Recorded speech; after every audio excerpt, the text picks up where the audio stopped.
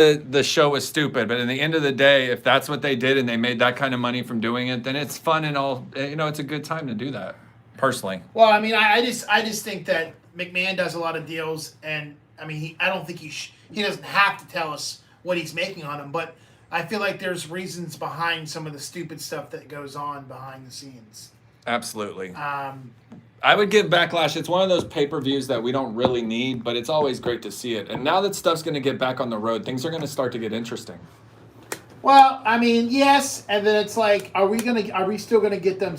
Like, okay, so supposedly, they're going back on the road July 16th. So are we going to start getting actual good content, or are they going to start giving us the same baloney they've been giving us?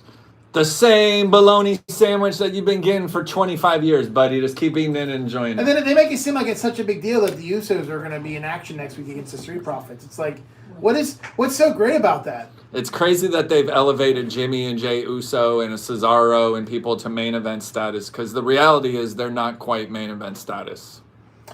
Well, I mean, and then what do you think about the Mysterios as the new tag team champions? I don't know, man. I'm kind of happy for him. I think it's a pretty cool angle. And if I was a father luchador like Rey Mysterio was able to share that kind of experience with my son, it's an unforgettable experience. Yeah, but we know why. We absolutely know why it happened. Father-son angle. It works out. And we know that Mysterio is retiring soon. Yeah, so there's not much time left, right? Yeah, so I mean, it wasn't something that it was. I feel like it was decided when they knew that what's his name? Dominic Mysterio was coming into the business. He said it would be cool to be tag team champions, and I feel like that was something they granted them. Yeah, but at the end of the day, Dominic could have either rose to the occasion or dropped the ball, and he definitely did not drop the ball. But he's not that great. He's not that great, but he's also 22 years old. So I mean, what do you really expect? I understand that, but it's like I don't feel like they didn't give him enough time to perform, to practice.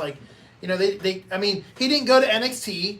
Let's put it this way. Let's be honest here. Charlotte Flair, the daughter of Ric Flair, she even went to NXT before she went to Raw or SmackDown. Now, why isn't Dominic Mysterio doing that? Here's my question. Do you honestly think that Rey Mysterio is a bigger name than Ric Flair? Because I'm going to tell you right now, I'm going to shut you down and say no. No, of course not. Ric Flair's the biggest name in the world, but there was something special at NXT, and Charlotte was very green. Mysterio wasn't.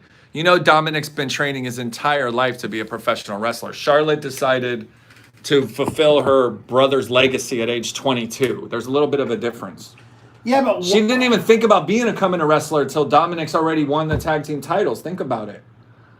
It's a different breed. And what's crazy is the fact that she didn't think that she wanted to be a wrestler. The reason why she's a wrestler because her brother died. Right, but how could Charlotte Flair not want to become a professional wrestler? This is crazy. Because she had, we don't always follow the footsteps of our family members, do we? I don't know, do we?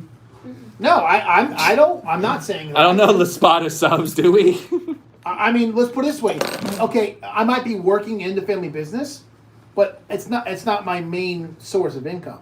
Well, I definitely don't follow my parents' footsteps because they're losers.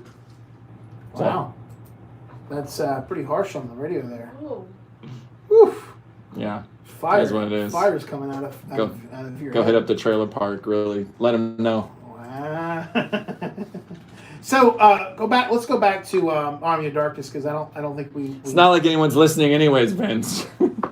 Wow, Niko, the way to be very optimistic about the show. If you're listening, call in right now. 321-339-1055. My friend Vince and I highly doubt that anyone's even listening to the show right now. If there's anyone listening, please call in and let us know so we cannot feel like total jack off of sources. I don't feel like that. I honestly, I had this conversation yesterday with a friend of mine, and he said, do you feel like you're getting what you paid for the show? And I said, you know what? I'm doing this show because I enjoy it. I like doing radio, and I'm hoping that it turns into something.